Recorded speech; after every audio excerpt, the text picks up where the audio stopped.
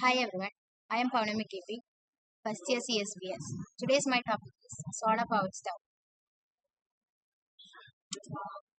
Solar powered stoves, often referred to as solar cookers, harness the sun's energy for cooking.